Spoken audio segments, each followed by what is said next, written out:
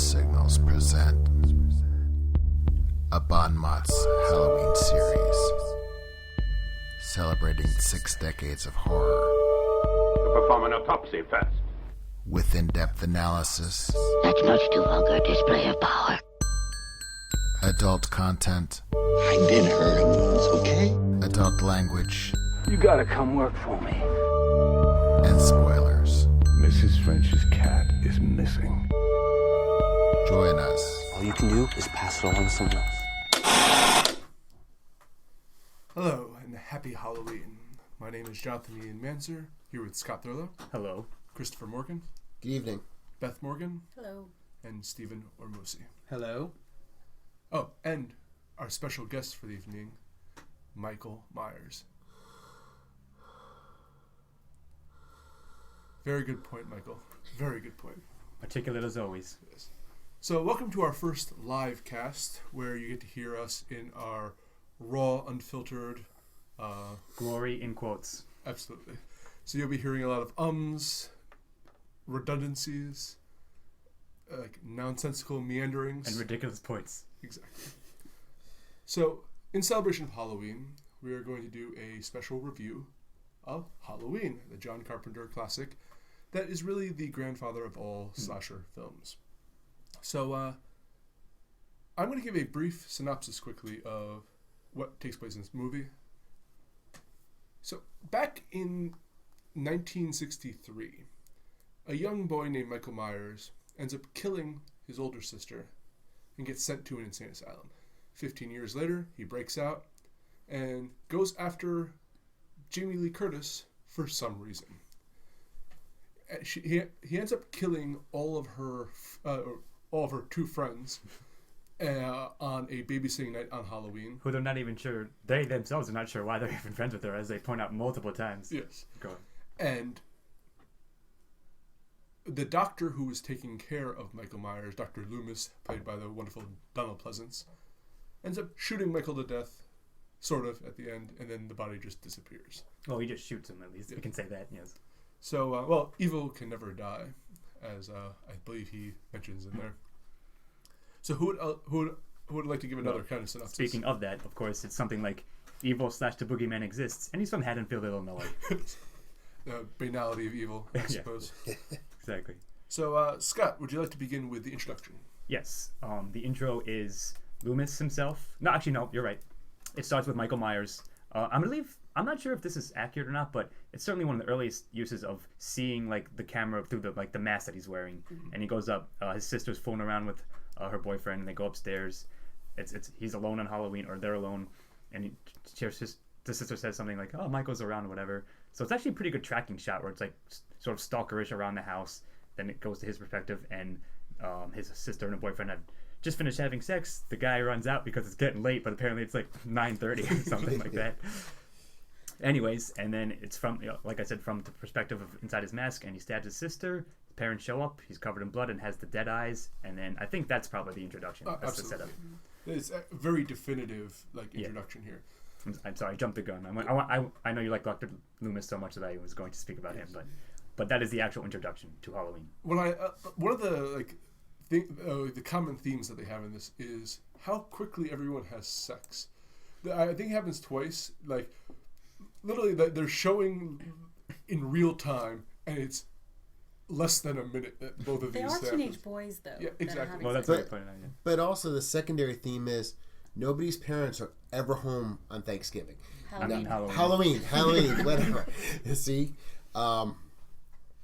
because Michael Myers' parents weren't there, and none of the babysitters' the reason all these babysitters have jobs at night, so their parents were like, fuck my kids, I'm done with these. So it's a skewering of absentee parenting, is that what you're saying? Yeah, it's one of the themes. You could put that in themes. Absolutely. So anyone else have any commentary on the opening? No, I mean I liked it. He's dressed as a clown. Yes, which is what double scary for satin. Chris. I think his costume is satin, which is extra scary.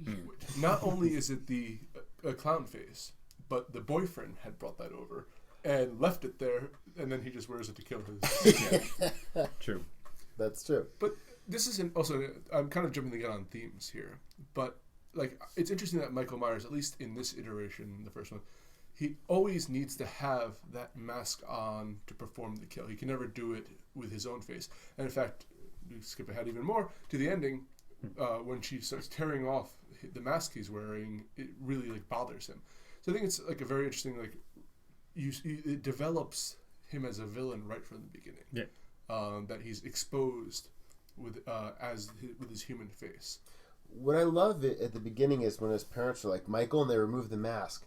He kind of has a shock. He's holding the bloody knife, and he kind of has this wide-eyed, shocked look on his face. And it's like there's an innocence to it, too, which I found interesting.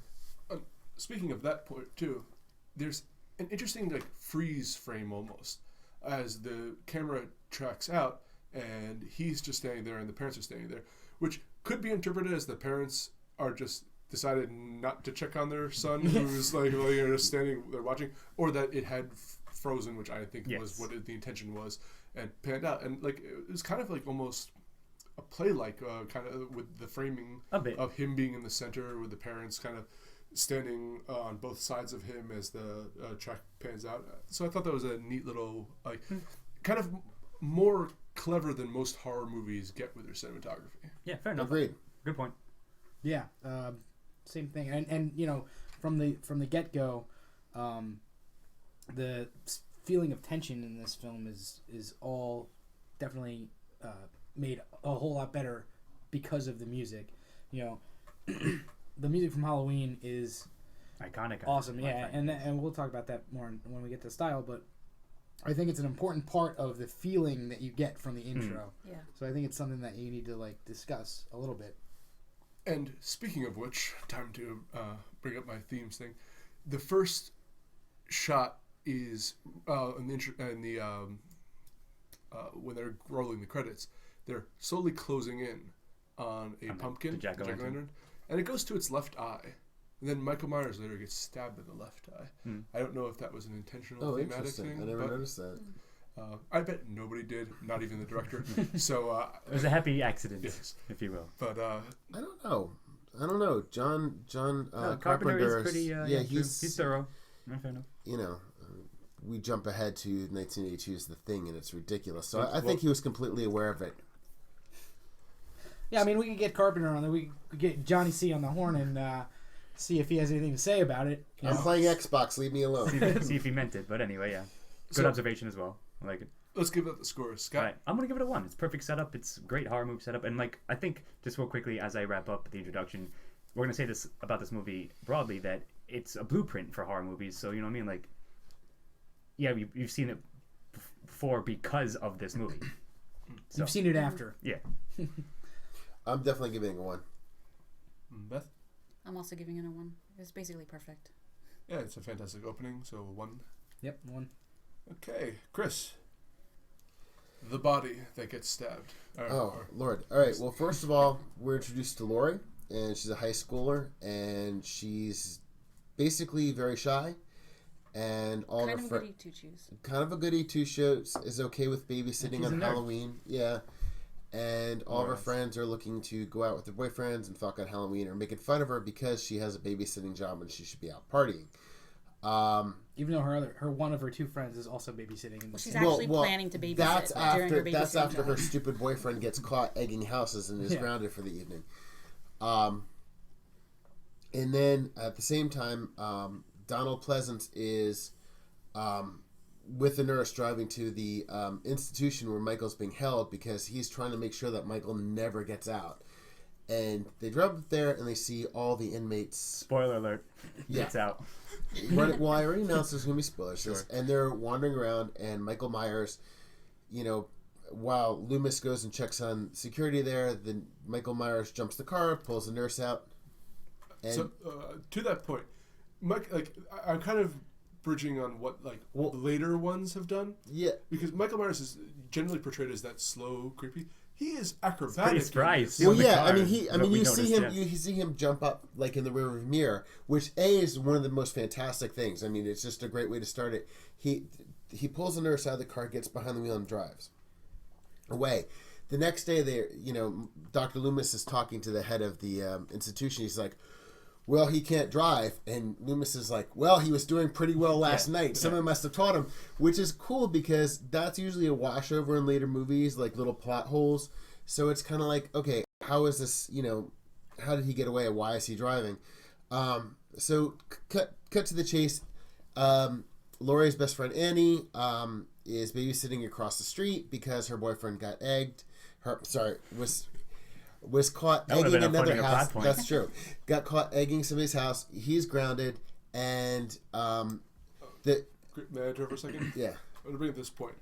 That this movie kind of tells you that you should go out egging because that saved his life. Yeah, exactly. That completely saved his life, and also being an absentee parent saved your life. Want to say something else just to relate to what we just said about this, the moving speed of Michael Myers, if you will, and maybe this goes like a later question or later topic, but it sets it up as well. Like you see him behind a bush or whatever, and someone looks, and then he's gone, right? But the thing is known for is like a very slow creeping thing. But that, of course, is at the time was an original thing to do. Everything else ripped it off later. Mm-hmm. So I'm just saying, like in that sense. But didn't Dr. Loomis explain that he basically sat in a chair, not moving for the whole 15 years, and suddenly he moved? Yeah. So that's kind of his thing. He was looking forward to the future this night. Yeah, I guess that's true. But I just noticed that Laurie would see him and then around the corner or whatever. But then, he would move very slowly up the stairs, or et cetera, in other parts. Well, I feel that he started moving slowly when he started getting wounded. Yeah, sure. So I think that, it actually kind of had lampshaded it because he gets stabbed in the neck at one point by... Right. That's a fair point. That's a fair point. I don't know. I was wondering if, behind the mask, he doesn't feel the need to, it's one of those things where he decides when he needs to move and when he doesn't, and it's kind of like there's a point to it where you're wondering if he's savor stalking and killing. He's not just some serial killer. He's supposed to be this inhuman. Yeah, he's supposed to be evil personified. Yeah. So he doesn't really have to follow the rules. Evil has to take its time. No, and also obeys all traffic rules. If you guys, that's true. But you don't want to get caught on something stupid. Exactly. Evil is smart. What would they do if they caught him? He just murdered the entire police force. Anyway. Just to continue with... Yeah, well, I was going to say, the one thing that Laurie does that's not goody two-shoes is Annie and her get high in the car on their way to babysitting jobs, which is completely awesome. So Annie's next door across the street, and she's making popcorn for her and Lindsay. The girl she's babysitting is named Lindsay. This might come into play later. It will. And she spills butter on herself and has to put her clothes in the washing machine, so she's basically in her underwear in an oversized button-down shirt. Laurie is across the street with Tommy Wallace, who he was being picked on at work, going, the boogeyman's going to get you, the boogeyman's going to get you. Or, sorry, at work. Yeah, at school. The kids trip him. He falls on this big pumpkin he was carrying. It is Michael Myers is watching him too, for some unknown reason. So basically, Laurie's watching Tommy, and Annie's watching Lindsay, and their friend Linda is supposed to come over with her boyfriend and fuck in one of the bedrooms upstairs. High school hijinks. Yeah, and then Annie's like, oh, Annie's boyfriend calls and says, hey, my parents left. Another example of absentee parenting, and he's like, want to come and pick me up. So she dumps Lindsay over to Tommy Wallace's house with Laurie, and then she goes in her car and she can't find the keys, so she goes back in the house, and she comes back in her car and finds out that the windows are fogged, and Michael kills her, and she's still just wearing the shirt. She's still just wearing the shirt. Hey, it's comfortable. And then and it's October cool because evening in Illinois. Yeah, which actually it does have the blanket, as I said. It was filmed in May in California, so they had to dry out the leaves. So if you look at the dry leaves on the ground, all the trees are green. Sorry if this is going to take you out of the film later, but here comes the most disturbing part is, well, no, before that, Lindsay and Tommy and Laurie are watching a horror movie trilogy, and one of the movies is The Thing, which John Carpenter will make. Yeah, I noticed that little detail. Yeah. Then Linda and her boyfriend come over, and they're drinking beer in the car, and they're like saying, Annie's going to distract Lindsay, and we're going to go upstairs. And then her boyfriend, for some inexplicable reason, says, first I'm going to rip your clothes off, then we're going to rip Lindsay's clothes off. I'm like, even in 1978, why would you put that? I noticed that too, and all of us like, what the fuck just happened? He didn't say Laura's clothes. No, he said, all right, let's backtrack and let's be clear. They're making out in the car and having beers, and he goes, let's go upstairs. I'll rip your clothes off, then you rip mine off. and then we'll rip Lindsay's clothes off. And that is what he says. Yeah. And oh my god, I edited it in my head to hear Laura. No, there's no comment whatsoever upon it. Like, it's meant to be a joke, of course, because they're drunk, but it's also very disturbing if that's really what he wanted to do. But anyway. And then, long story longer. It was hilarious. Linda and her boyfriend go up and they have sex. Linda tells her boyfriend to go get a beer. For 1 minute or so. Yeah. And then it cuts to the after cigarette part. The boyfriend goes and gets a beer and he's impaled. He's stabbed. And then by Michael Myers. Yeah. Not just randomly stabbed. That's true. And what I love is the fact that they're like sneaking around and they're in somebody's house babysitting and they're in the master bedroom smoking cigarettes. Like, Lindsay's parents could come. What I love is that Michael Myers lifts this guy up, stabs him with a kitchen knife, and he's somehow impaled in the his wall. entire body, and through the breastplate. Yeah, impaled to the wall and stays there. There's like 4 inches left of the kitchen knife, like showing still after that too. It's one hell of a knife. It's like a 15-inch kitchen knife. Well, they don't make knives like they used to, I guess. He did steal a bunch from the hardware store. They mentioned that as a detail earlier. So, anyways. So that's a second kill, I think, right? Yeah, that was second kill.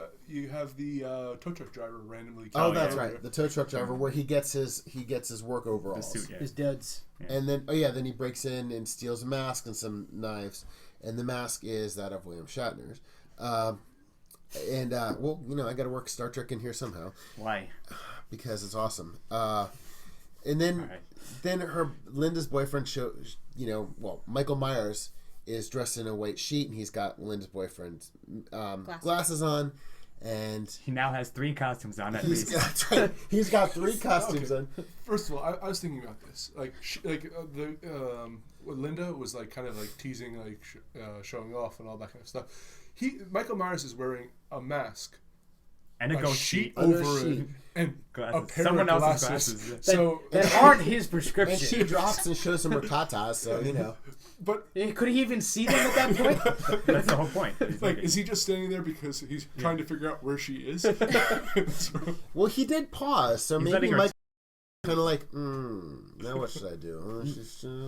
Then he's she's just thinking, like, why did I fucking put this sheet and glasses on? Anyway, do I just go over the sheet on? Should I just go over and pretend I'm her boyfriend? You know. And then he doesn't answer, so she decides like, well, screw this, and she puts on an oversized shirt and calls Lori, and then Michael Myers comes over and strangles her with the phone, and Lori's like, thinks it's another obscene call by Annie, who had made a call that afternoon, and then Lori goes over to investigate, and then the ending chase ensues. Yes. So there's a lot to dissect here, and like you just gave the entire. You can't point by point. Well, as you did, you missed something. You missed Loomis's story. Yes. Oh, that's right. Well, but what I want to talk about is there's Lori is friends with Annie and Laura, whatever. Linda.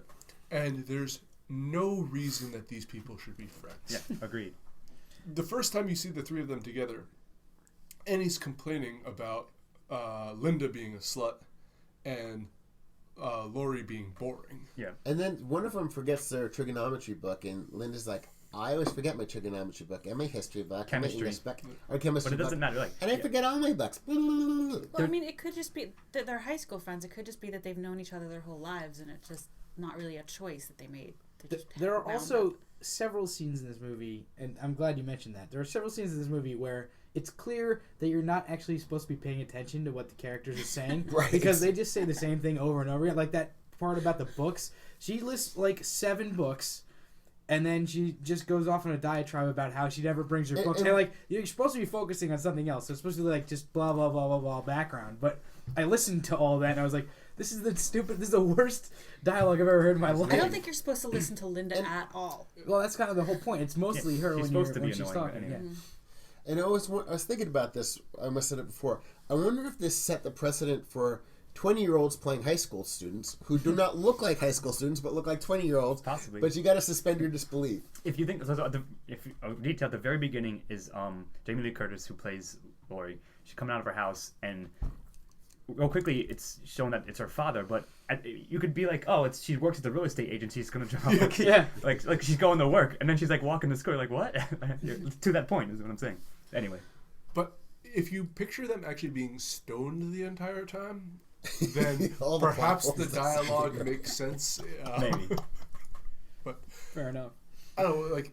Oh, so you wanted to talk about Loomis? Oh yeah. So the side story is, or the B story is that after Loomis realizes that Michael's escaped the asylum, he tries to warn people, like, he's like, evil's coming back to his town. I know it. It's like he's like the man who knows everything, but no one will believe.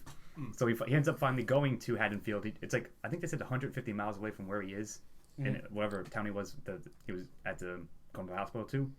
So he shows up there, and he accosts the sheriff, who is Annie's father, and convinces him through a very quite dark speech, like how the nature of evil, and that's what Michael Myers is.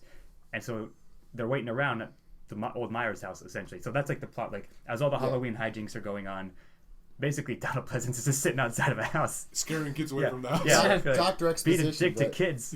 And even like the sheriff is like, well, listen, I can't wait here all night. I waited here for long enough. But anyway, then they meet up. Like, he sees Laurie run into the house, or hears the struggle, and shows up at the end, and that's the conclusion.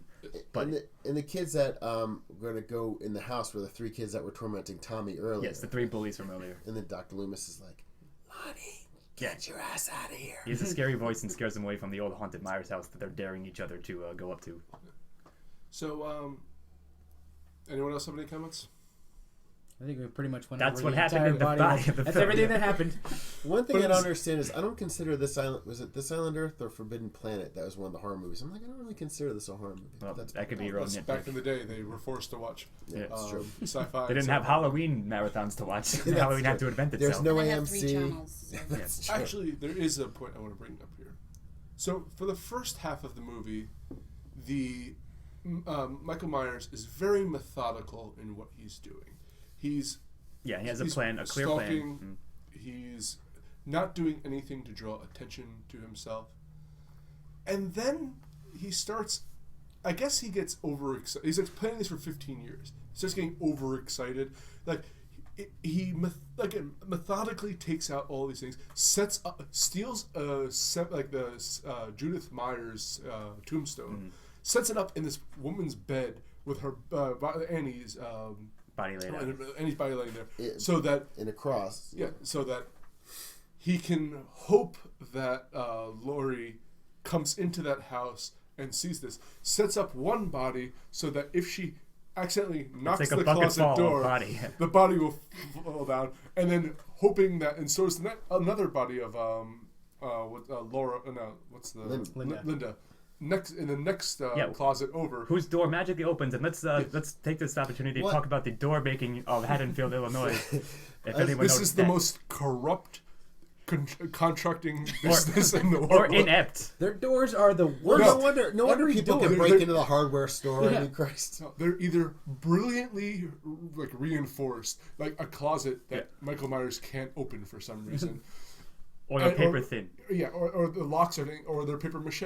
Or you can't unlock a door from the inside for some reason several times. Yeah, true. And I'm also wondering if this isn't like Michael Myers versus Chaos Theory, because to your point, he has everything methodically planned, and somewhere along the line, Laurie does something he wasn't expecting and kind of fucks everything up, so he's got to kind of go off book. But that is true, but I think what happened was he was like so excited for the kill that he missed the initial stabbing of her and just scrapes her arm, and then he does now he's running, his plan is collapsed, and now he's running off of all improv. I would say that goes into the conclusion. Yes. Yeah, but like again, up until this point he is perfect, super perfect on it. But I feel like the other victims didn't matter to him so much. Well, she was the one that mattered. That's an extremely good point, which you raised. Like, why would he even kill Annie? No, what does it matter? Here's what my thoughts on this is. Okay. Annie was going to represent the Judith Myers thing, and that's why he stole the cemetery. He didn't expect Linda to be Linda and her boyfriend to show up, so they were just like wrong place, wrong time. Which is why I shoved him in the closet. He's like, oh fuck. Yeah, fair enough. All right. So, but I could totally see. Like, I feel that that's what they were going for with that. All right. So I like it. Which is appropriate. Weren't you guys watching R. Kelly last night? In the closet. Yeah. Linda's Well, in the closet. Linda's don't boyfriend's trust in the us. closet. We sang what was happening during Halloween, trapped in the comic especially style. in the conclusion, which we're going to get to in a second. But let's, Chris, what do you give the body? Oh, I'm giving it a 1. It's great. Beth? Also give it a 1. I will give it a 1 as well. You give it a 1. Yeah, it's the horror blueprint template. I think you have to, and I will as well. Okay. And Beth, would you like to describe the conclusion? We're starting. Where did the body end? That was very long. When Myers gets to Laurie. So Laurie's running across the street, like back to the Wallace's house. Okay, and so she struggles with Michael Myers, thinks she's killed him several times, never seems to learn the lesson that he's never going to be dead. Don't throw away the knife. Stop throwing away the knife. So Don't give him the knife, or the please. knitting needles. Yeah. She locks the kids in the closet, thinking that they're then safe while she goes run somewhere. I don't know. To where a different she's going closet. to run to a different closet.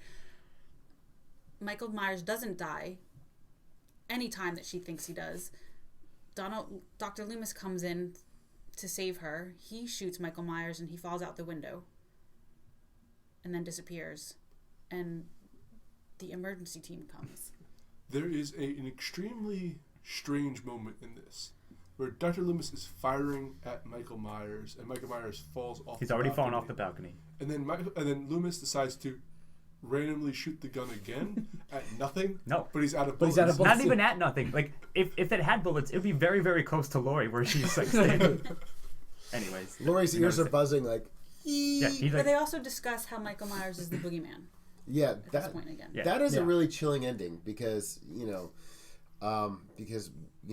was that the boogeyman? And he's like, I believe it was. He looks out the window, Michael's body's gone, well, and then they set that up the whole movie. Like Tommy, the little kid that she's babysitting, is like, the boogeyman's outside, and all that. And the kid said it to him earlier. Yes. Okay. Well, you've got Loomis who's a Cassandra, and then Tommy who's a Cassandra. Yeah, true. I do have a major problem with the conclusion. I know now that Laurie is Michael Myers' sister, but that was never laid out. That's a good point. We discussed that. True, that's true. That's like a retcon. I'm not like that detail was introduced later on in the series, so really you don't know exactly why he was particularly chose her in this film. Well, that's a good point. I mean, the only reason that you have to believe that he chose her is because she walked up to the door. He saw her going up to the door of the house. And his house, the key, and maybe. Yeah, but then why do the entire Judith Myers thing? Yeah.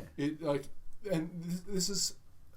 I don't know if I should deduct points in a sense for this. No, you're right, because knowing that makes it good, but it's not a plot knowing hole, that makes it sort of, because weird. it's a detail they never made clear at all. I don't know is it something that you would notice if you didn't know it now? But if I'm wondering if I was watching. That's a good point. No, that's a good point. Yeah. Go ahead. But I wonder again. I'm trying to view this as only knowing information that they're presenting in this film. Right. Agreed. And I don't know if I'm satisfied with why any of this was happening without there being. I understand why they in the second one. I think it is in the second one where they established that, and that since they had all the cast and it happens the next night, I think perhaps John Carpenter had intended this that reason, but it just seems very random then, and it's methodical in Michael Myers' actions, but without any purpose. I agree with that. But to use what you just said itself, taking what's in the film, since you don't know that and it never made it clear, it could just be he's just a serial killer, and so it's one of his rituals, right? It doesn't matter if you know that she's his sister or not. He's just doing this. It's an Assassin's Creed thing. He came into a review and bing, a little red flag. But like the thing is though, I can't. I completely see what you mean though. I think I think if you're defending this, you're defending it because it's a classic. If I watch this movie nowadays, if a similar thing was anything happened, I think I would be. If we had come out of the movie theaters in the 70s, and we were talking about this movie, I'd be like, "What the fuck was that ending about?" Like nothing. Well, my thing in the ending is, if you're caught up in the story enough, you're not really thinking. I mean, I never really thought about that question. And then I saw Halloween 2, and I'm like, oh shit, okay, that now but that actually I was so caught up in everything that it actually it's nothing that crossed my mind when I was watching it the first time. Well, as I'm saying, it's a retcon detail, but I'm just saying to use your own point, if the story holds on its own, I think it does. He's just doing it. See, but I think you can get that out. Because I think the thing is they're establishing such a particular he has such a I'm using this word, but method behind his actions. But you don't understand the method. There's a lot of implied information here. Loomis, you get the sense that Loomis knows more than he's letting on in this movie. Yeah, and I like that about that. and I just felt that this was a cliffhanger ending without any resolve. And Maybe. Michael Myers is not defeated.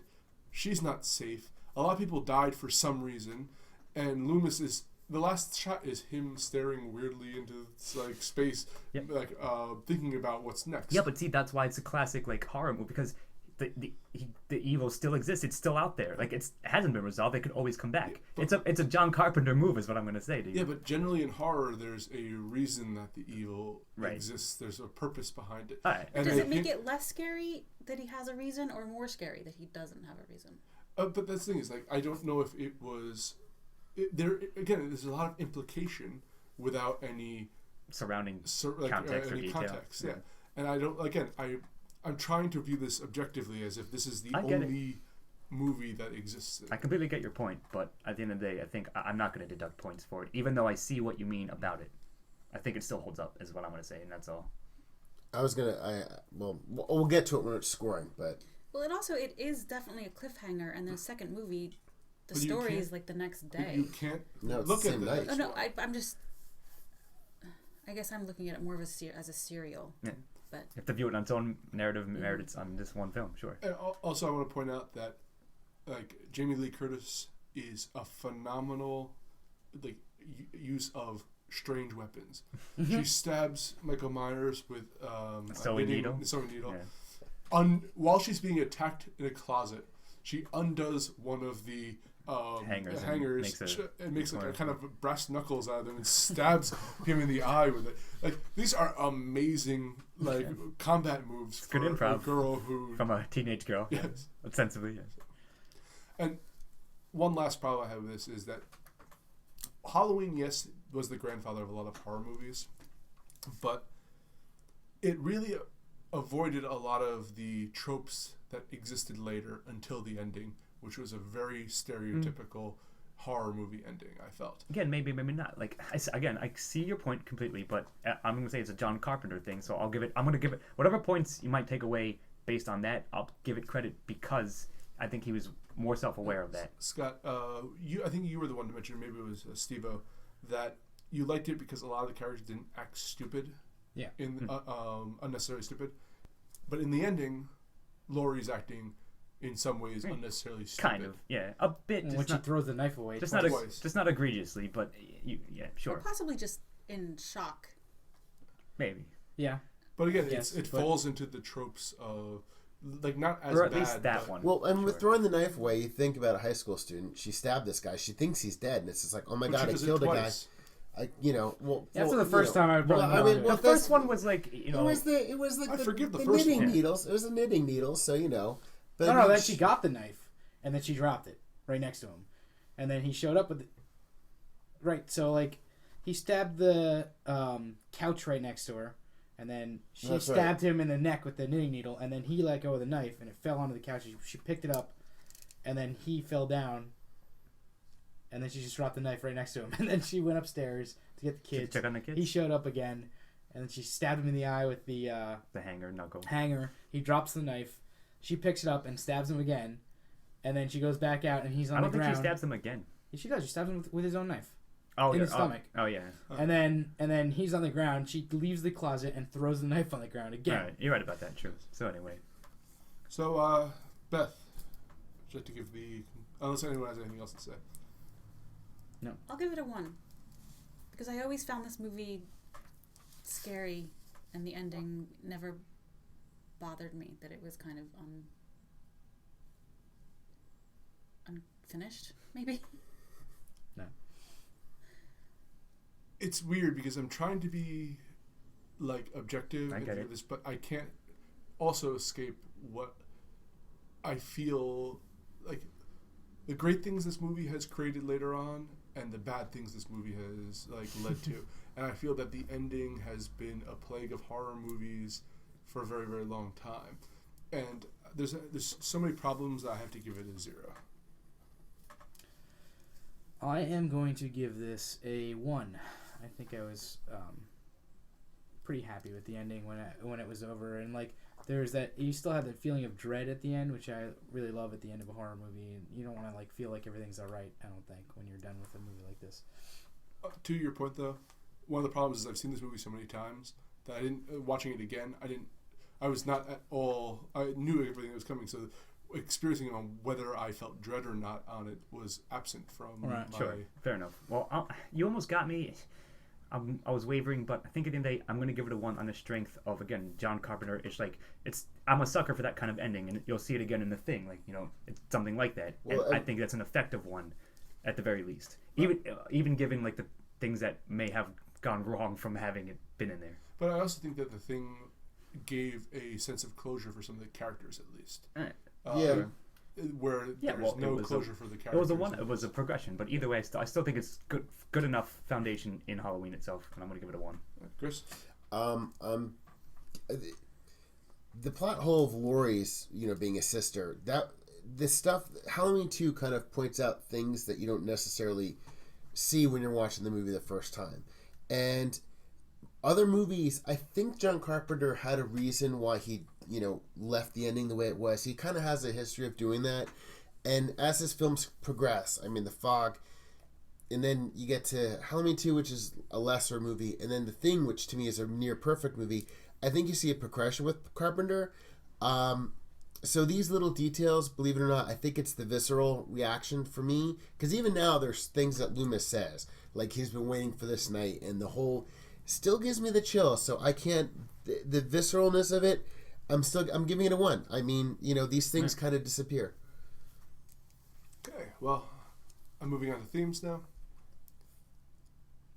So, initially, you had that kind of, the 80s kind of horror movies had a lot of that, or have a reputation for being kind of Puritarian in a way that the punishment for lewd action by its characters. I don't think that this movie really, yes, Laurie was kind of a bookish virgin character, but she spoke pot. Sure. None of the other characters. It's not to the degree that other ones did that you think that are contained in this. Yeah, and their actions didn't really lead them to be killed. It just kind of happenstance that they're having sex in the same house that Michael Myers is in. You could see Annie being the bridge between Laurie and Linda, because there's no way Laurie and Linda would be friends without Annie. There's some great qualities to Annie, and then there's some irresponsible teenage qualities to Annie. Sure. And Linda's just supposed to be a teenager. She's a ding dong. So anyway, but there's an interesting discussion in the classroom, and I felt that the classroom discussions can often be foreshadowing the theme. Yeah. Yes, exactly. And they do this thing about fate, whether you can escape fate. And yeah, that's a foreshadowing to Laurie being the sister. But again, since that isn't included. There's no...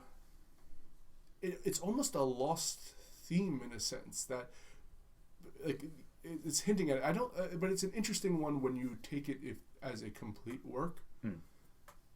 But I don't know, it's strange when not it's kind of saying that this exists for some reason, and she's being hunted down. So you can't escape, and there's the boogeyman in a sense that you're being haunted by this evil. So I don't know. I'm kind of tepid on where I'm going with this. Can anyone convince me otherwise? Well, I think the Loomis's speech perhaps is the clearest theme. Evil personified exists, and it's going to keep coming back. It's as patient as it can be for what it wants to do, and it just wants to murder. It has no feeling, all the things that he described, like Michael Myers and the devil's eyes and everything he said. I think that's probably the most clear theme, or the most obvious one in it. And I would think that's always probably that question of pure evil existing is a philosophical one that we brought up a number of times. And when it's introduced, I think it's always going to be effective to a certain degree, depending how it's used. Yeah, when you throw the fate thing in there, I don't really quite understand its relevance, but I think Loomis really does carry a lot of about the themes about evil, its unstoppable nature, and the one thing the teacher says in regard to fate, one of the authors she was quoting saying that fate was immovable like a mountain. In a lot of ways, that's what Loomis is describing, evil as it's immovable. It's the immovable object. As to what the unstoppable force is, I don't know. It could be him as well. So I mean, He's both at once. Yeah. Go on. Well, especially since in a lot of ways, evil is a point of view. Good and evil are points of view. Saying Michael Myers just misunderstood. No, not at all. I'm just saying that if you're looking at the bigger picture, that's may or may not be included in the movie. I'm very fascinated by the developing themes of horror through over the course of decades and centuries, and the fact that Loomis is a psychologist was very interesting to me, because in a sense the psychologists in a way are the modern day clergy. The new religion. Yes, like in a sense they provide what's the term when you go there to confessions. They play that role, and I felt that Loomis very much played the role of what would be if you did a gothic horror about evil, that kind of priestly. I could see that. That's a good analogy. Yeah. Psychology is kind of the religion, the bridge between religion and science. There, that kind of, and he has all those characteristics to him. He understands the nature of it. He's going to the kind of authority type figures, trying to warn them about the evil in there, and he's the one with the most faith in stopping the evil. True. So I think that kind of characterization was very well developed. I agree with that. One thing that I was just thinking about that's interesting about Loomis is that he's kind of whereas Michael Myers was looking forward to this night, in a way Loomis was too, which is why he was trying to keep him behind there. He was preparing for it. Yeah, I mean, they both were in some way. So so it's really kind of interesting when you pair those two together. And I always like it. Is this one or Halloween too? Because we watched them both on the same night. Where I think it was this one where the sheriff says, if you're right, well then goddamn you for letting him out. Yeah, I mean, it's just like he did it. Which I noticed that, but when that happened, it's not like it was Loomis's fault. Things were going awry when he rolled up to the thing. But you want to lash out, but I just thought it was, I just wanted to point that out. And in fact, that conversation happens with multiple individuals. Not so he was saying to the other Dr. Wynn, I believe his name, is that I warned you that this was going to happen. You should have and then the doctor was like, why didn't you do more to warn us? And he's like, I did. Well, the one thing I thought was interesting, I just remembered it, where when Loomis first meets the sheriff and they're outside the hardware store, Michael Myers drives by that's when he's obeying the laws. And he's at the stop sign. Yeah, it was. Anyway, sure. Yeah. So anyone else have any themes to address? I think that pretty much covered. I don't think it's too deep on themes, but the ones we just said were, I think, obvious and explored pretty well. I'm probably going to give it a good score. Yeah, I definitely think that the Loomis is really the focal point thematically until they build the greater narrative throughout other ones. Well, Loomis still plays that role too, but that kind of he is being he's the Greek chorus in a way. Van Helsing. Van Helsing. He's always that kind of that role that has been throughout. Sure. He's the modern iteration of that, and Monster Hunter. Yeah, I very much agree with that. So on that sense, I will definitely give that a 1. Steve-O? Yeah, I'm gonna give it a 1 as well. I liked what they did with Loomis. I always liked Loomis's character, and the discussion that classroom was really interesting. I wish they had done more with that idea, which as you said, I think they do in later films. But whatever, we can't judge it on that. So that wasn't super strong, but I liked that they broached the idea of fate and why Michael Myers was coming back, and that kind of idea. That's exactly why Loomis knew that he was coming back, because it was his fate to come back to this town to where his first murder happened. I mean, eventually, 7 movies later, Jamie Lee Curtis's character Laurie does get killed by Michael Myers. So, and then Busta Rhymes takes over. Yeah, and that's fate, my friend. And, you can't argue with fate nor with evil, so I'm giving it a 1. Chris? I'm definitely giving it 1, because now that we're talking about it, Loomis does seem kind of like the Greek chorus, because he's saying all this stuff, and it's being acted out through the high school students. But I'm definitely giving it a 1. Beth? I'm also giving it a 1. Okay. So, Stephen or Mosi, would you like to talk about the antagonist, who I'm sure is absentee parents? Society, man. No, the antagonist obviously is our. I don't know about obviously. We may come to the point where people are arguing that Michael Myers is the protagonist, I suppose, but you suppose correctly. I am not going to argue that. He's the force of pure evil, who has absolutely no personality except for that he wants to hunt and murder people. And he has a taste for dogs as well. Yeah, and he enjoys eating dogs. He just needed to eat. Oh. Well, he also murdered the other dog. Yeah, because it was blowing up his spot. But anyway, In an embrace, by the way. Yeah. No, he broke its neck and it was A loving embrace. Yeah, but I understand the shot looked odd, but go on. But obviously, he's the reason that this entire 12 or however many movie series exists, and it's quite the auspicious start for him in this film. He's a pretty terrifying presence, and I like the origin story right in the beginning of him murdering his older sister. And I don't know. I think they did. I think that Carpenter did a great job portraying him. Directing and portraying his portraying the Michael Myers character for the first time in this film. Sure, yeah. So, of course, at the time it was a newly introduced monster, if you will, and it's hard to say, like, should I not judge it because it's lasted so long and now it's so ingrained in pop culture? Like, can I discount that? In the film, of course, he was the terrifying force of evil. Like, that's the whole point, and that's a good antagonist. And it was, as Steve just said, portrayed well, done well. He's relentless, comes back, and set up all the other those kind of tropes that would follow later, but he was a scary on-screen presence throughout the movie. So it's interesting how much this character has changed throughout all of the different variations. Like, what is it? Like, later on, he's part of a cult that is they give like this whole back. Like, there's a man in black who's helping him like escape from all this kind of stuff.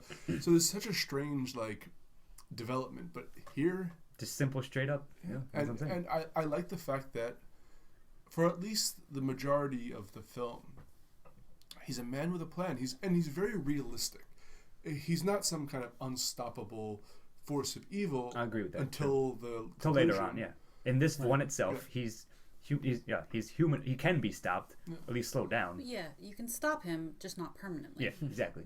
And I kind of wish we got to see more. So like, how he disappears so quickly. He's just scampering away, like hiding behind a nearby tree. Him running throughout the neighborhood. Yeah, that would ruin the movie. If he just rolls under a tree. Yeah. Well, he's doing all his parkour like he did with the car. Anyway. And we mentioned this earlier, but I want to bring it back. The fact that he has, like, for some strange reason, a fascination with costumes. I think he really needs to hide himself. But there's a time when now he's wearing his mask, but a ghost costume and the glasses. So he's 3 characters. He's 3 layers deep. Yes. And I don't know, like, I don't know.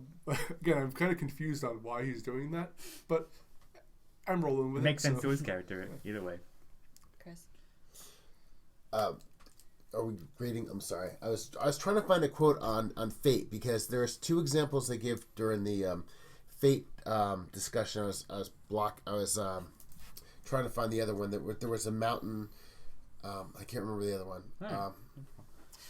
Is Fate the antagonist? Things up. Yeah, no, yeah, exactly. No, but is Fate the antagonist?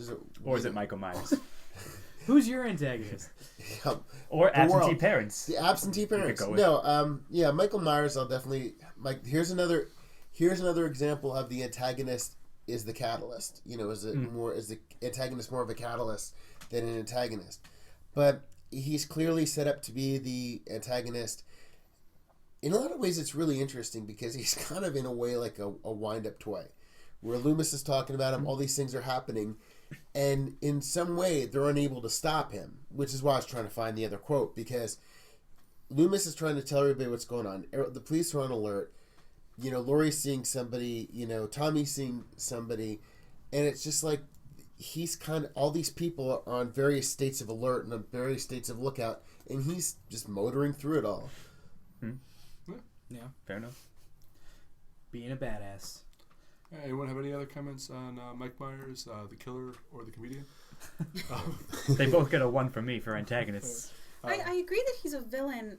I still kind of see him as a protagonist, though, because he is the main focus. He's the one that starts the story, and he's the one that stays in every version of the story. See, normally I would back up your point. You guys know me. Normally, Steve was trying to take a dig at me earlier, where someone's going to say he's the protagonist, and that normally would be me.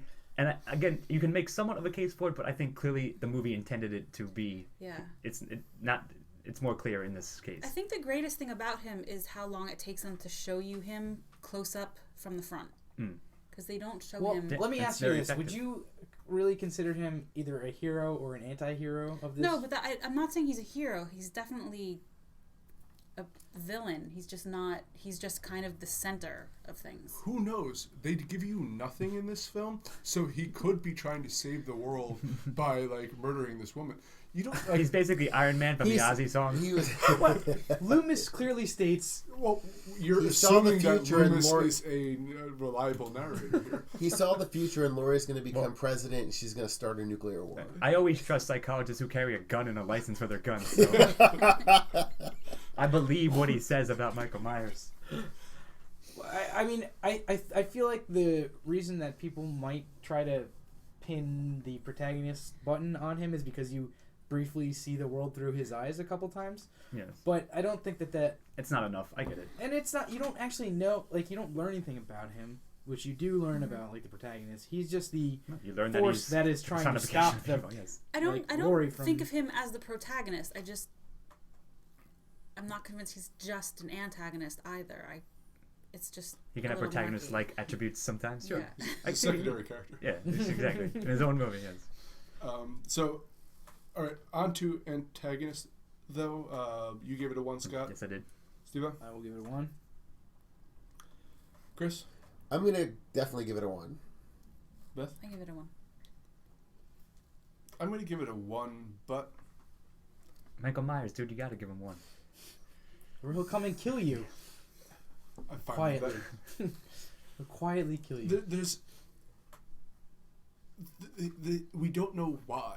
We don't know, there's so much left. And if you want to take everything else into context of why, then he's a terrible antagonist by Halloween 20 years later. I don't think you're supposed to know why in this film, though. The whole point of it is that he's murdered his sister as a kid, and then he's just evil. That's what I'm saying. He's he just does what he does. That's the whole point of this. Later on, you get into the whole backstory of Michael Myers in the other movies, but in this film, it's just supposed to be he's evil. It doesn't matter why. He's not doing that's this what for I'm a reason. getting at. There doesn't have to be a reason. I was going to say that exact thing. I'm going to defend your point here by, I mentioned earlier that kind of how horror has generated.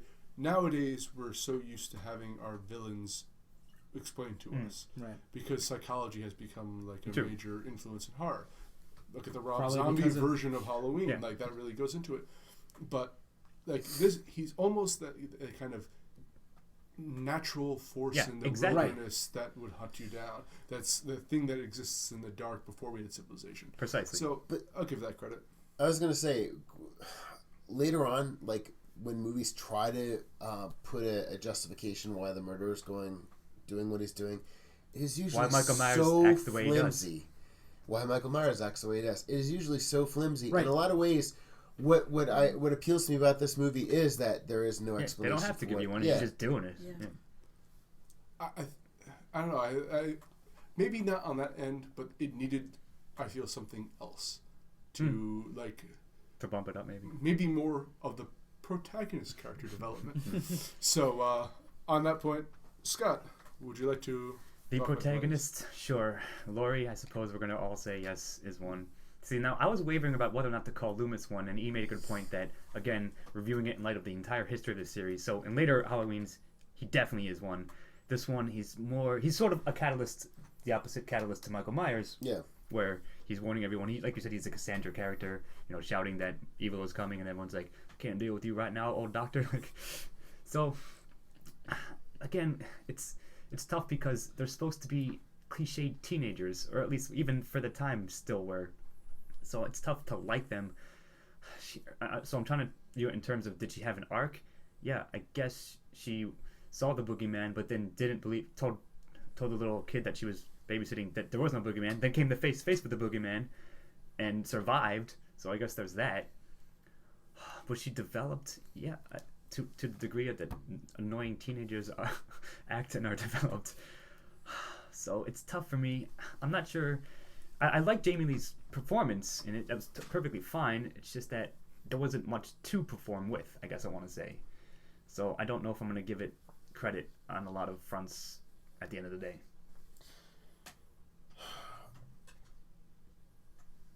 I'm going to say Loomis is a protagonist. I mean, as I said before, in a lot of ways he's more the great chorus. But to me, he's his more actions drive some of the plot. Yeah, but now that I think about it. I think Laurie is kind of a vehicle for the things he's telling. So if you put them two together, there's kind of two protagonists in him. I think in a lot of ways he's the vocal protagonist, but because Laurie is kind of playing out this thing that he's talking about, she's in a way the silent protagonist. So yeah, but I like it. I like that interpretation anyway. I don't know if I could consider. I don't think he has enough screen time to really be considered the protagonist there. But I'll bring you back to your Hannibal Lecter. Hannibal Lecter is not an antagonist or protagonist in Silence of the Lambs. He's a supporting character there. Yeah. Okay, I was trying to make a point. It fell short. Sorry. trying to nab you. Thought I had you. He's Michael Myers and your points. Trying to stir the pot over here. Go on. So I really like Loomis's character in the latter movies. But it's not enough in this one. But I would say, as with everything else, we really have to judge this movie, as its own. Yeah. And I feel that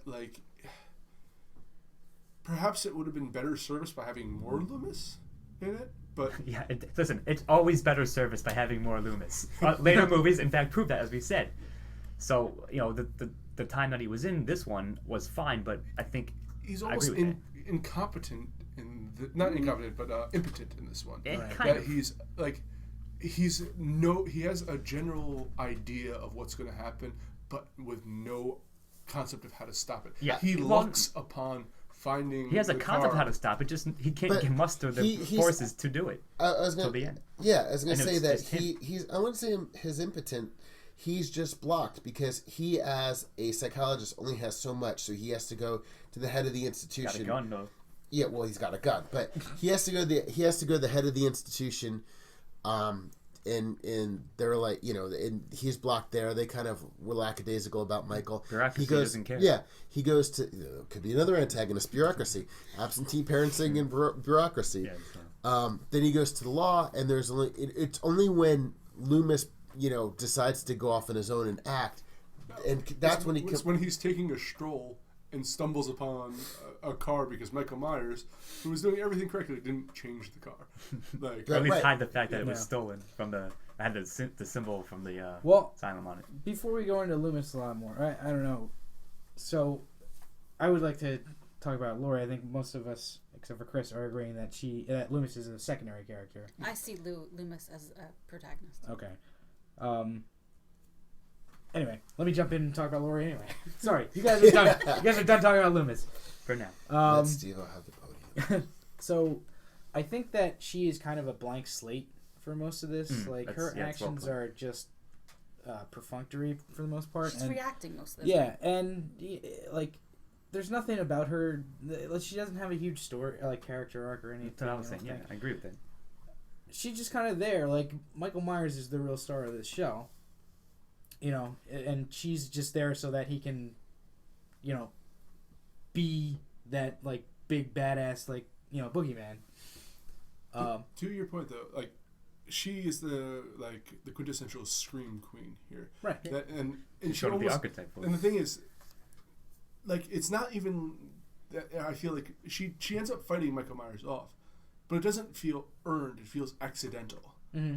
And I would mostly agree with that. Yeah. Yes. And it doesn't feel like she developed an agent. She's just, again, reacting the entire time. Mm-hmm. So.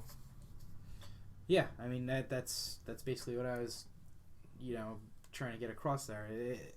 I don't know if there's much to her character that I really cared about during this film. What I really wanted to see was, Michael Myers either murdering people or chasing her, which she did, well. You saw that. An amiable job at getting chased and also fighting back. Her importance comes from the fact that Michael Myers chose her, right? Whether we know why or not. Regardless of the reason, sure. Right, but theoretically, that could have been literally anyone in that town. Right, that's why I don't see her as like the protagonist. Fair enough. Like you said, she was a blank slate, and I sort of agree with that. Like, I spent a lot of time just saying that exact thing. Like, should have just said that, but I agree. So you think that Loomis is the protagonist and the only one? Or they both are? I think they kind of share it, but I would lean more towards Loomis. All right, 60-40 split, something like that. Yeah, something like that. All right. So, well, Scott, score. If I was going to give it a 0 for Laurie alone, but if I assume, and you guys might have just tried to convince me, because I wanted to put Loomis in the protagonist, but I'm wavering on it until the second. I consider both your points. That might be the if you're going by screen time, though, Michael Myers doesn't have a huge amount of full-on screen time. Well, he can't because he's a monster. But I see what you mean, but I think you're right, E. Like, it doesn't tip over till later, so I have to take it on what's in the film, and that means it's just Laurie, and that means she probably gets a 0. I would debate that, though, by saying that the specter of Michael Myers is literally there the entire time. True. Like, it's not like Loomis is just like looming in the background the entire time. Sure. Though he theoretically was just looming in those bushes. Where he actually was, but you didn't feel his presence, All right. He was doing too good of a job of hiding. Actually, based upon what we had said before at the beginning of the film about having the freeze frame, that it was, very theatrical, and patting myself on the back in terms of like saying that Loomis is the kind of like the Greek horse saying whatever, and Laurie's living it out. I'm kind of seeing this actually as more of a theatrical piece, and that's kind of tipped me to giving it a 1. Because I really think that Laurie and Loomis do share protagonist responsibilities. I think it is a little bit more of a theatrical piece, and it may not be the strongest one, but I like the dynamic. I'm going to give it a 1. All right, you're trying to argue for it's like Mad Max and Furiosa. I don't think it's that quite in this one, but I get it. But I'm still keeping it a 0. Is all. Go ahead, Beth. I'm giving it a 1 because I think between the two of them, they are the pretty solid foil to Michael Myers. It's interesting. Either the protagonists are going to get a 1 if I include Loomis. Yeah, exactly. And the supporting characters are going to get a 0. Or exactly. The main protagonists are going to get a 0, and the supporting characters with Loomis are going to get a 1. So I'm going to go that way, and I'm going to give this a 0. And Steve, I'm going to do the same. I don't think that Loomis was quite at the protagonist level in this film. Fair enough. I think we agreed upon that. You guys convinced me of that in the end. So I still like the other points too. Chris, sans Loomis, who's the supporting characters? Oh God, this is difficult because, except for kind of like Annie and her dad, who's the sheriff, everybody else is kind of a foil. Come back to me. I need to think this through. I need to talk it out because I'm really thinking about giving it a 0 because I don't count Loomis, and I think everybody else is just kind of straw men in a way to get knocked over and murdered. Yeah. Go on. I do count Loomis here, and we've made all the points about Loomis before. But looking at the rest of them, I didn't buy the friendship. Right. And if anything, they were using Laurie to be the responsible one of their they pull their hijinks. Well, yeah. Yes. So I really didn't. I guess you're not supposed to like everyone in a horror movie, but it wasn't. I didn't dislike them enough that I was rooting for their deaths, but I didn't like them either. So I wanted to see them survive. It was kind of like bland. Yeah. Yeah. Exactly. And Annie was kind of better developed, but they do this entire 20-minute scene of her doing her laundry, getting trapped in the window, trapped in the laundry. So yeah, that I kind of lost all compassion I had for her as I'm just watching her bumble around in her life. I cared more about the nurse in the car with Loomis than I cared about pretty much anybody else. Yeah, well, like you said, if we count Loomis into the secondaries, then it's gonna be a great score. Everyone else is sort of there. They serve their role pretty much. That's about it. you know, they were probably like 1.5 dimensional, maybe 2, maybe approaching 2-dimensional characters. But other than that, they were bland and forgettable. But Loomis overshadows them all always. Loomis looms over all. To be fair, I forgot that. What's that? Lori, not Lori. Linda brought a boyfriend over. I forgot that happened entirely. I knew the two of them died, but I forgot he existed. So that doesn't speak I guess well the kids to are there Yeah, too. they were both annoying as The hell. guy who wanted to rip the clothes off an 8-year-old, you forgot that he was there. Annie was all right, I guess, but I don't know. She wasn't. There wasn't really much to her. You know? Yeah, exactly. True. And who else was the sheriff, the nurse, the guy at the who Loomis was talking to in the beginning? Dr. Wynn. Yeah. None of them. I didn't really care about any of them. Nonetheless, clearly, I'm still going to give this a good score because Loomis is awesome, and he's going to be a secondary character for me. I agree. So I don't know. Does anybody? I mean, we've already done Loomis to death. We've told you our sides and where we stand on Halloween. Loomis is looming. Okay, Chris, where are you giving the supporting cast? I'm gonna give it a 0 because I cared about the nurse and she was like in it like 2 minutes and had no character really. So, Beth, I'm giving it a 0 also. as I said, it's getting a 1 because of Loomis. Yep. but see, we count Loomis as a protagonist. I know. Right. Well, yeah. You spent your Loomis points already. I'm going 1 on this for Loomis. You only have a certain amount of Loomis points to expend. I've of course given it a 1. And you're both giving 1s for Loomis? Yeah. So, Beth, fun time for you. Dialogue. The dialogue was memorable in how annoying it could sometimes be. Yep. So am I scoring it now, or are we just No, going to just talk about it we're for a just second? gonna talk about it for. A lot of the reason why I didn't like a lot of the secondary characters, especially Linda, I wanted to watch some of them die because of the things that they would talk about and say. And maybe it's Perhaps just that's some of the point. me being the setup. old crotchety person who's like, oh, teenagers. But I think a lot of these 23-year-olds. characters always bothered me. So I never found anything so horrific about them being dead by the end. Yeah. See, it's interesting because perhaps it's actually a great representation of the dialogue of teenagers. I don't know about that. But I think it is, but does it make it good? Is the question here. But so you have Loomis, who gives good speeches, but I don't know if him holds up for everything. It can't else. save the movie. That's exactly Yeah, what I was I going don't to say. think so. Loomis God damn it, gives yeah. like 3 great speeches. God but damn you both. It cannot save the but movie. that's the point I was going to raise. Dialogue as is well. terrible. Anyone else have anything? Well, yeah, I was going to raise the point that Steve-O just said, and I think it's obvious. Like, if you give enough weight to Loomis's speeches, then maybe the dialogue, it's enough to override it, but it probably isn't. If they recut Because the movie so that it was all just Loomis's 3 awesome speeches, Maybe. the dialogue would be awesome. But I agree, as Beth said, yeah, it's annoying because they are teenagers who are probably, are annoying. I want to give an example. And even of the little dialogue kids in shit this was movie. annoying too. Good. You didn't tell Billy that I liked him. Yes, I was- did. This was one of those times. No, I didn't. This goes on for 3 minutes You're while Michael Myers looking Yeah. through the window or whatever. We're supposed to be Also, focused on that. Right when Linda was about to be killed, and she was like, I'm going to call Lori then. This is going nowhere. Yeah, she Yeah. was just No, ridiculous. I think that conversation is the reason that Michael Myers decided to kill them all.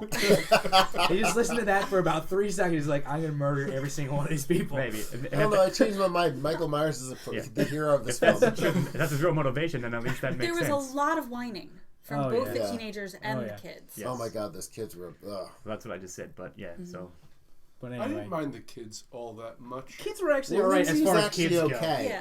I liked Lindsay's I like apathy. Lindsay because she didn't say much, she didn't do shit, she's just watching the She fucking was movie the whole she's like, time. I want to watch TV. She reluctantly No. was like, whatever. They acted more intelligently than every other member of the cast. True. They knew the killers were locking ourselves in. Like, you go deal with it. Yeah, other people. you're the adults. Yeah, sure. Old people go. Anyways, So, are we done with the anyone else dialogue? got anything to say about the dialogue? Yeah. I'm Okay. done with it too. I'm gonna say Beth. when I give my score. So Beth. I gave it a 0. Okay. I will give it a 0 as well. Yep, and me. Keep it coming, keep it 0. when I think of the things I remember most about this film and the things that really give me the chills are Loomis's speeches. I have to give it a 1. Fair enough. Like I said, it's gonna. No, that's fair enough. It lives or dies. Like this, the rating, the 1 or 0 lives or dies on how much weight you give to Loomis versus all the other. Yeah. Banal crap. And I'm sticking with my Loomis. You found another Loomis Guys, point there. Gonna need a bit more Loomis here. So anyway. My 0 was because there were a lot of times I wanted to leave the room to not listen to some of the dialogue. Yeah, but I'm going with my Loomis murdered, my Loomis is the Greek chorus, and anything anybody else says is incidental, and it's what Loomis says. So. Bruce, whatever Christopher Walken's character name in that skit should have been to John Carpenter. Listen, you got a dynamite movie, but you're gonna need more Loomis. So we're on to style, and speaking of that, the music in this movie it's is iconic and chilling as hell. Yes, that's all I'm saying. And I love the reason even when you take it away from the movie, the music is good. And I forgot that they had "Don't Fear the Reaper" playing on the radio, background, which made us quote Christopher That's why I thought of Walken's that thing exactly. constantly throughout the. Oh, nice! It's a nice little symmetry. Perfect touch. And it's actually like thematically, like a great message right there in that song. So I don't think they even say like the lyrics to that part. It's just the music. Yeah. So you have to know what the song is. It's the bridge to part. catch Yeah, the, exactly. So for style alone, for music alone, I'm gonna give this a high score. But I'll let other people talk about other elements. I probably I strongly agree. Not just music alone, but although it is amazing, I'm just gonna give a personal little story about this. The legacy of Halloween is this for me. A couple years ago, a couple years out of college, I went to the New York Day Halloween parade. So it was people were everywhere, and I was bar crawling, I was bar hopping. So I was out in the street in New York. I look over. A guy is driving a beautiful red convertible, like classic, like Corvette or something, wearing a Michael Myers mask and just absolutely blasting the Halloween theme in the street of New York. And he rolls up like he was at a stoplight just next to me, and everyone looked over and it was like the creepiest, most surreal thing ever. And that's the legacy of it. That is style, and that style came from this movie. So that's why I'm gonna give it a 1. Yeah, and on top of all that, I mean, that style was just something like incidental that you like saw years later, but like it wouldn't exist without this movie. Exactly. Is what I'm saying. But like, despite all, or on top of all that, there are so many iconic like horror shots. That's also a good point. So that much we didn't mention. I'm glad you brought that up. And go ahead. Iconic cinematography that happens in this film. The scene where Michael falls out the window, like you've seen that. I mean, they show that a ton when they're talking about Halloween. Like there's a great shot when Michael Myers breaks out of just people wandering around in the yard, and like it's just really kind of creepy. It gives that whole feeling, and I don't know. There's several others, like there's one you pointed out while we're watching it. I forget where it happens. I believe it's to Laurie though. That she's wandering around and Michael Myers just kind of appears out of the darkness behind her. You just see the white of his mask. And it's a fantastic shot. Yeah. And it's like such a slow reveal, and he doesn't move at all. That's the best part. It's almost like a fade-in. Carpenter must have like played with the light so that you can't see him at all when it first starts, and then his mask is slowly revealed. What I find so awesome. What I find interesting is this film is shot in color, and when you like look up Michael Myers, there's shots of him in black and white and shots of him in color. But during that scene with Laurie, with where every lights are on the house, and you were saying about the weight of his mask, that scene could very easily be in black and white too. Yeah. It's a really really interesting, So the shots when they're outside, like during the day still, and he just kind of shows up in a crowd, sort of a small crowd, and it's not like he fades in because it's daylight, but you don't notice him right away, He's and then blurred suddenly in the background, you focus in on him, and it's just so brilliantly done. That he just stands there while everyone's moving around him. And doesn't some kid run into him? Yeah. After Tommy gets bullied and school's letting out. That's right. Michael Myers is strolling up to the playground, and like one of the kids, like he grabs one of the kids by his shoulder, looks, it's not even his face. You see his hand and lets the kids go, Or even the classic shot, the now classic shot of the first person view through the eyeholes of a mask. That type of shot. And I love how there's trick-or-treating on every street except the street that they're babysitting on. Well, you see people running around. They're like scattered throughout there, but not a lot, true. The street's known for giving out pennies. Yeah. They're like toothbrushes. It's the cheap And street. apples and pennies. yeah. Exactly. No, they're like, oh, which we can come back no. to in Halloween too. It's not that. It's that they're like, oh, they're all fucking in upstairs. They're not gonna answer the door to give us candy. Oh so. my god! Yeah, you hear the most horrible noises on this street. Well, So anyway, when it comes to style, I mean, aside from the cinematography, which is fantastic and it's the archetype for so many things, coming back to the music. When I was taking piano lessons in high school, the first thing you know anybody learns when they're around the piano is the Halloween theme, and the music first because he's a musician, he's in a band, and it was just so much cheaper and quicker for him to do it, you know. And what's even more interesting is he starts scoring his films, all his films, and then for the thing, Ennio Morricone did the soundtrack for it, but Ennio Morricone, his soundtrack to it was a tribute to John Carpenter. So he was actually paying homage Carpenter to wrote Carpenter. himself. Yes. Yeah, so he basically wrote yeah. himself into it, and I think so. Carpenter's got a real style for music. He's got a real style for filmmaking. He absolutely does. I agree with all that. He's one of my favorite directors of all time. So. Yeah, and he's a very influential musician. As a musician, he's Sure. influential. He's very minimalistic, but he says so much. It's not just his films, it's his soundtracks that were... Yeah, and they're very simple. There's not a lot to them, even though I think he's a jazz musician, so you would think he'd be like 9th and 13th chords all the way up. But That's what I thought. Maybe. Yeah, I was like, where are the 9th and 13th? I'm the esoteric musician here. I did try to bring up Penderecki in an earlier podcast, and nobody got that. So. Still don't, so let's move on. All right, well, I'm guessing we're all giving it ones. I think it Yes. sounds I like would give it a 2 if I that is could. correct. Yeah. Well, you can't. Well, then I'll give it One a for cinematography and one for Sure. All right, and did we're you find on extra Loomis points. the final. Well, you can get some Loomis points here. Transfer Loomis Recommendation. points. Yeah, I mean, this is a film that I've seen a number of times. Actually, I hadn't seen it in a while, which it's kind of nice to watch it again. It's like revisiting an old friend, you know? Yeah, it's who used to scare the shit out of you, but you're cool with now. It's like hanging out with Michael Myers. No, it's a seminal horror film, and it still stands up. I'm pretty sure we all gave it a pretty good score. Yeah, if you like horror now, yeah, you'll definitely like. There's a reason you should definitely like this, and like it'll give you a sense of where horror films that come out now started from. You know, along with a bunch of the other films that we've done, The Shining, The Exorcist, sure, etc. So, yeah, watch it if you haven't seen it. Yeah, there's a reason why it's classic and still influential, and you know it still stands up and it's worth a watch to this day.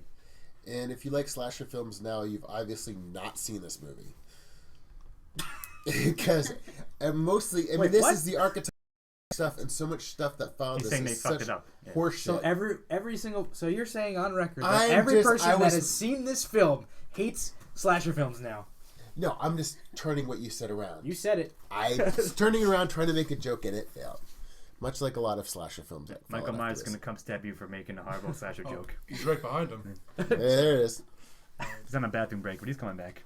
So, did everyone giving it a recommendation? Oh, hell yeah. I believe so. Yep, damn right. Though if you haven't seen it already, I don't know what's going on. See it again. Like, see it every Halloween on Halloween. Like we this did. is just a great film to watch just in terms of when we're talking style. It's just such a great film to watch as a movie in itself. Agreed. Again, I like to think I'm a fan of the history of horror here, and this is one of the most influential works. Absolutely. This is, regardless of whether this holds up to the standards of horror today. The standards of horror today do not exist without this film as well. Yeah, exactly. But this is like this is important. This is an important work to see. It's Psycho, then this, and then you don't really get so much. I mean, the first Friday the 13th, maybe, but I'd say like there's Psycho, this, and then Scream, which is basically an homage to all of this. So, well, we're living a referential time, so Scream is definitely. And you have to have something to reference, and this is one that is referenced talking about the other Michael Myers, he literally winks at the Scream. All of his jokes are referential. So, there's a little circle there. Okay, so I'm going to read out the scores. Scott, you gave this movie an 8. Beth also gave it an 8. And Stephen Ormosi gave it an 8. Chris gave it the highest score with a 9. And, of course, I gave it the lowest score at a 7. Always. Which means we have an easy addition and of an 8 overall. So I think that is correct for it. Yeah. It's top notch. It's not a perfect film, but it has its influence reaches so far that, and it's still, like I said, solid to this day. I also think it mildly is worn with time. So, but it holds up. Yeah. Well, that's what I was talking about before. As a movie, it's worth seeing because I always think, oh my god, I've seen it so many times, I don't need to see it again. And Beth and I watched it the other night. It was just like, okay, this is really cool. Still a good movie. I was discussing all this stuff. It's just like, here's all the reasons why it just works as a movie. And it was like, basically, I think until the Blair Witch Project, the most popular independent film. It made the most money for the lowest budget. So it actually set the precedent for independent films too. Right. It had a major distributor, but it was an independent film. And its success brought up Big Trouble in Little China, which is one of my favorite movies of all time. So there you go. Thankfully that happened, yes. It was fate. All right. I'm Jonathan E. Manzer with Scott Thurlow. Michael Myers coming to a MOTS near you. Christopher Morgan. Happy Halloween. Beth Morgan. Good night. And Steven Ordemosi. Good night, everybody. Happy Halloween. Thanks for joining us. Or not joining us. Good night, y'all. Don't know why I said y'all.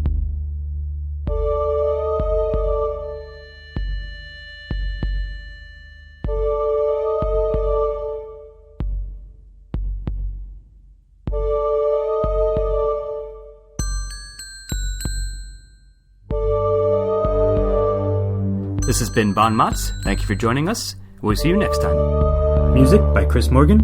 Editing and engineering by Stephen Hermosi. This has been a Los Angeles production. All rights reserved.